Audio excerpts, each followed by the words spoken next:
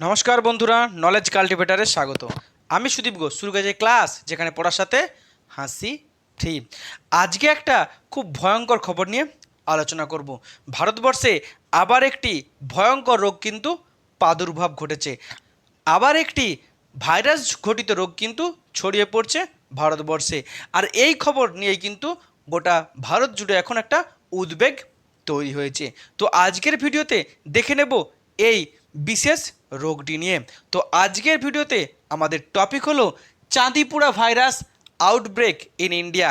নামটাই বুঝতে পারছি যে খুবই নতুন একটি ভাইরাস, অনেকে হয়তো আমরা নামই শুনিনি, চাঁদিপুরা ভাইরাস। আর যখন থেকে এই কোভিড ভাইরাসের আমাদের আতঙ্ক ভিতরে ঢুকেছে, তখন থেকেই নতুন ভাইরাসের নাম শুনলেই কিন্তু আমাদের মনে হচ্ছে আমরা আর বেশি দিন বাঁচবো না, আবার কি একটা হতে চলেছে, হয়তো আবার লকডাউন হবে, হয়তো আবার আমরা মায়ের ভোগে চলে যাব। তাই এই চাঁদিপুরা ভাইরাস সম্পর্কে হয়তো আমরা অনেকেই জানি না। তো আজকের ভিডিওতে এই চাঁদিপুরা ভাইরাস কি, কোথায় ছড়িয়ে পড়েছে, কোন রাজ্যে ছড়াচ্ছে, এই রোগটা কীভাবে ছড়ায়, এই রোগের ট্রিটমেন্ট কি, এমন কীরকম অদ্ভুত কেন নাম হলো এই ভাইরাসের, তাও কিন্তু আজকের ভিডিওতে দেখে নেব। ভিডিওটি ভালো করে দেখুন। আর ভিডিও সম্পর্কে আপনার যদি মতামত থাকে অবশ্যই কমেন্ট বক্সে জানাবেন। চাঁদিপুরা ভাইরাস বলা হচ্ছে যে এই মুহূর্তে ভারতবর্ষের বুকে একটি ভয়ঙ্কর ভাইরাস কিন্তু প্রাদুর্ভাব ঘটেছে। এই ভাইরাস ঘটিত রোগে কিন্তু ভারতবর্ষের একটা রাজ্যে কিন্তু এখন হুলুস্থুলু ব্যাপার চলছে। ভারতবর্ষের যে ন্যাশনাল ইনস্টিটিউট অফ ভাইরোলজি, যেটা পুনেতে অবস্থিত, সেই ইনস্টিটিউট কিন্তু বলেছে যে চাঁদিপুরা ভাইরাসের সংক্রমণ কিন্তু ভারতবর্ষে ছড়িয়ে পড়ছে। তাহলে কোন রাজ্যে এই ভয়ঙ্কর এই মারাত্মক ভাইরাসটি ছড়িয়ে পড়ছে? মেনলি গুজরাটে। গুজরাট রাজ্যে কিন্তু ভয়ঙ্কর রূপ ধারণ করেছে এই চাঁদিপুরা ভাইরাস। বেশ কয়েকদিনে কিন্তু প্রায় 100 জনের বেশি কিন্তু শিশুরা আক্রান্ত। মাথায় রাখতে হবে এই ভাইরাস কিন্তু সবথেকে বেশি ক্ষতিকারক, কারণ এটি শিশুদের মধ্যে ছড়িয়ে পড়ে।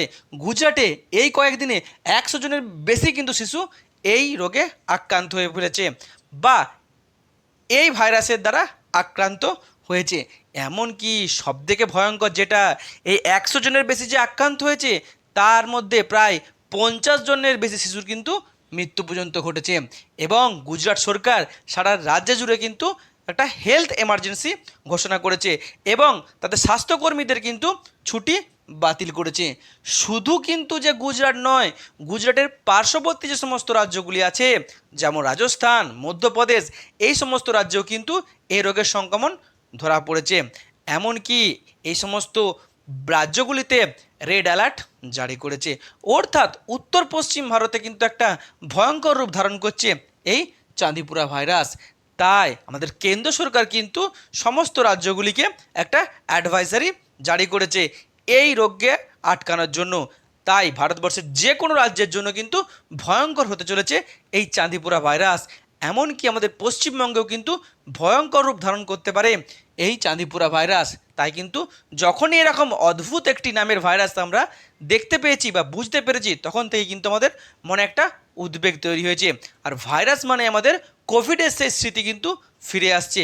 তাহলে কি আবার মৃত্যু মিছিল, তাহলে কি আবার লকডাউন, এরকম একটা ভয়ঙ্কর স্মৃতি কিন্তু আমরা ফিরে পেয়েছি। এরকম একটা উদ্বেগের মধ্যে কিন্তু আমরা আছি। এখন এই চাঁদিপুরা ভাইরাস কি? চাঁদিপুরা ভাইরাস, যেটিকে আমরা ছোট করে বলছি CHPV, এই চাঁদিপুরা ভাইরাস কিন্তু খুবই ডেঞ্জারাস। বিশেষ করে যে র্যাবিস ভাইরাস আছে, অর্থাৎ কুকুরে কামড়ালে যে জোড়াতঙ্ক রোগ হয়, সেই জোড়াতঙ্ক রোগের জন্য দায়ী যে র্যাবিস ভাইরাস, সেই ভাইরাসের মতনই কিন্তু ভয়ঙ্কর একটি ভাইরাস হলো এই চাঁদিপুরা ভাইরাস। এমনকি সবথেকে এই ভাইরাসটি ভয়ঙ্কর, কারণ এই ভাইরাসের সংক্রমণ সবথেকে বেশি হয় শিশুদের মধ্যে, অর্থাৎ চিলড্রেনদের মধ্যে। বিশেষ করে 15 বছরের নিচে যে সমস্ত কিশোর বা শিশুরা আছে, তাদের দেহে কিন্তু এই রোগ সবথেকে বেশি ছড়ায়। আর সবথেকে গুরুত্বপূর্ণ, এই চাঁদিপুরা ভাইরাস কিন্তু আমাদের যে সেন্ট্রাল নার্ভাস সিস্টেম, অর্থাৎ কেন্দ্রীয় স্নায়ুতন্ত্র, অর্থাৎ আমাদের ব্রেনকে অ্যাটাক করে। আর তার ফলে কিন্তু আমাদের মৃত্যু হয়। সবথেকে ভয়ঙ্কর ব্যাপার এটাই যে এই ভাইরাস সংক্রমণের মাত্র 24 থেকে 48 ঘন্টার মধ্যে কিন্তু শিশুর মৃত্যু হতে পারে। আর এই রকম একটা ভয়ঙ্কর ভাইরাস যার মর্টালিটি রেট কিন্তু 50%, অর্থাৎ 100 জন আক্রান্ত হলে কিন্তু 50 জন মৃত্যুর খবর আমরা পাচ্ছি। অর্থাৎ বুঝতেই পারছি কতটা ভয়ঙ্কর এই চাঁদিপুরা ভাইরাস। এখন চাঁদিপুরা ভাইরাস কিভাবে ছড়ায়, এর ট্রান্সমিশন কি? মনে রাখতে হবে এই চাঁদিপুরা ভাইরাস কিন্তু মানুষ থেকে মানুষের দেহে ছড়ায় না, অর্থাৎ হিউম্যান টু হিউম্যানের যে সংস্পর্শ বা কন্ট্যাক্ট, এর ফলে কিন্তু ছড়ায় না। তাহলে কীভাবে ছড়ায়? এই ভাইরাস ছড়ায় ভেক্টরের মাধ্যমে বা বাহকের মাধ্যমে। আর এই রোগের বাহককে কম্পিটিটিভ এক্সামের জন্য কিন্তু ভেরি ভেরি ইম্পর্টেন্ট। চাঁদিপুরা ভাইরাসের ভেক্টর হলো স্যান্ড ফ্লাই, অর্থাৎ বালুমাছি বা বালিমাছি। আমরা জানি বালুমাছি আমাদের খাবারে বসে কিন্তু আমাদের রোগ ছড়ায়, এমনকি আমাদের শরীরে অনেক সময় বসে আমাদের শরীরে কিন্তু তার হুল ফুটিয়ে দেয়। অনেক সময় দেখেছি যে মশার মতো মাছি কিন্তু আমাদের শরীরে কামড়ালে আমাদের লাগে বা আমরা বুঝতে পারি। আর কার দ্বারা ছড়ায়? আরেকটি ভেক্টর বা বাহক হলো এডিস ইজিপ্টাই মশা, অর্থাৎ এডিস মশা। যে মশা ভয়ঙ্কর ডেঙ্গু রোগ ছড়ায়, সেই এডিস মশাই কিন্তু এই চাঁদিপুরা ভাইরাসকে ছড়ায়। এখন এই ভাইরাসের সংক্রমণ হলে বা এই রোগের সংক্রমণ হলে সিমটমস কী আছে? এই রোগের সংক্রমণ হলে কিন্তু খুব কমন সিমটমস আছে। যে সিমটমসগুলো হচ্ছে হাই ফিভার, মানে উচ্চ তাপমাত্রা থাকবে, সবসময় একটা জ্বর থাকবে, উঁচু লেভেলের তাপমাত্রার জ্বর থাকবে, হেডেক মাথা যন্ত্রণা হবে, মাসালে পেন হবে, রেসপিরেটরি সিস্টেম প্রবলেম হবে, অর্থাৎ শ্বাস নিতে প্রবলেম হবে, শ্বাসকষ্ট হবে, আর ক্ষতস্থান থেকে কিন্তু ব্লিডিং বাড়তে পারে। এই হচ্ছে এই চাঁদিপুরা ভাইরাসের সিমটমস। এখন এই ভাইরাসের সংক্রমণ হলে এর ট্রিটমেন্ট কী আছে? তবে এর কিন্তু ট্রিটমেন্ট কিন্তু খুবই সুযোগ কম। মানে যদি প্রথম স্টেজে ধরা পড়ে, যদি আর্লি স্টেজে ধরা পড়ে, যদি আর্লি স্টেজে এর চিকিৎসা শুরু করা যায়, তবেই কিন্তু মানুষ সুস্থ হয়ে উঠবে বা শিশুরা সুস্থ হয়ে উঠবে। তাছাড়া কিন্তু এই রোগ থেকে বাঁচার বা রিকভারি করার চান্স কিন্তু খুবই কম। ডাক্তারবাবুরা মেনলি অ্যান্টিবায়োটিক আর প্যারাসিটামল দিয়ে এর প্রাথমিক চিকিৎসার মতো শুরু করে। যদি রোগী ইমপ্রুভ করে বা রিকভারি করে তাহলে তো কোনো অসুবিধা নেই, কিন্তু যখন ডিটোরিয়েট করে তখন কিন্তু ডাক্তারবাবুরা হাত তুলে নেয়, বলে আমাদের কিন্তু কিছু আর করার নেই। আচ্ছা, এই ভাইরাসের কি ভ্যাকসিন আছে? না, এই চাঁদিপুরা ভাইরাসের কিন্তু এই মুহূর্তে কোনো ভ্যাকসিন নেই। এখন এই চাঁদিপুরা ভাইরাসের ইতিহাস সম্পর্কে আমরা একটু দেখে নিই। কেন এই ভয়ঙ্কর ভাইরাসটির নাম এমন অদ্ভুত হলো, চাঁদিপুরা হলো, তাও কিন্তু আমরা জানবো। এই যে ভাইরাসটি, এই অদ্ভুত ভাইরাসটি, এই মারাত্মক ভাইরাসটির প্রথম এর আউটব্রেকের যে নিদর্শন বা খোঁজ পাওয়া গেছিল 1965 সালে। কোথায় পাওয়া গেছিল? ভারতবর্ষের মহারাষ্ট্রের চাঁদিপুরা অঞ্চলে। আর যেহেতু চাঁদিপুরা অঞ্চলে প্রথম এই ভাইরাসটির নিদর্শন পাওয়া যায়, তাই এই ভাইরাসটির নাম সেখান থেকেই হয় চাঁদিপুরা ভাইরাস বা CHPV।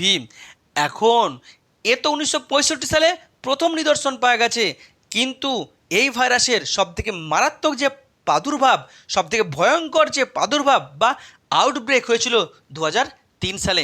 কোথায় হয়েছিল? সেই মহারাষ্ট্রে হয়েছিল। প্রায় 300 জনের মতো শিশুর কিন্তু মৃত্যু হয়েছিল, অর্থাৎ 300 জনের বেশি কিন্তু মায়ের কোল খালি হয়ে গেছিল এই ভয়ঙ্কর ভাইরাসটিতে। এখন এই যে চাঁদিপুরা ভাইরাস, এই চাঁদিপুরা ভাইরাসের প্রিভেনশন কীভাবে হবে? মেনলি কি বললাম, এই ভাইরাস মানুষের থেকে মানুষে ছড়ায় না, তাহলে আটকাতে হবে কি? এর ভেক্টরকে আটকাতে হবে, এর বাহককে আটকাতে হবে। আর চাঁদিপুরা ভাইরাসের দুটো মেন বাহক হচ্ছে স্যান্ড ফ্লাই আর হচ্ছে এডিস ইজিপ্টাই মশা। তাই মেনলি স্যান্ড ফ্লাই আর এডিস ইজিপ্টাই মশার যে ব্রিডিং, যেখানে তাদের জন্ম হয়, সেই জন্মের যে আস্থানা, বাসাগুলোকে আমাদের ধ্বংস করতে হবে, ভেঙে দিতে হবে। কি করে হবে? আমাদের বাড়ির আশেপাশে বা চারপাশকে কিন্তু সবসময় পরিষ্কার রাখতে হবে, কেমিক্যাল ছড়াতে হবে, ব্লিচিং পাউডার বা ফিনাইল ছড়াতে হবে। তার সাথে যে সমস্ত জায়গাতে জল জমে, ছোট ছোট যে সমস্ত অব্যবহৃত জিনিসপত্র আছে, যেমন ডাবের খোলা, টায়ারের জল, ছোট মগের জল, টবের জল, এগুলোকে কিন্তু জল জমতে দেওয়া চলবে না।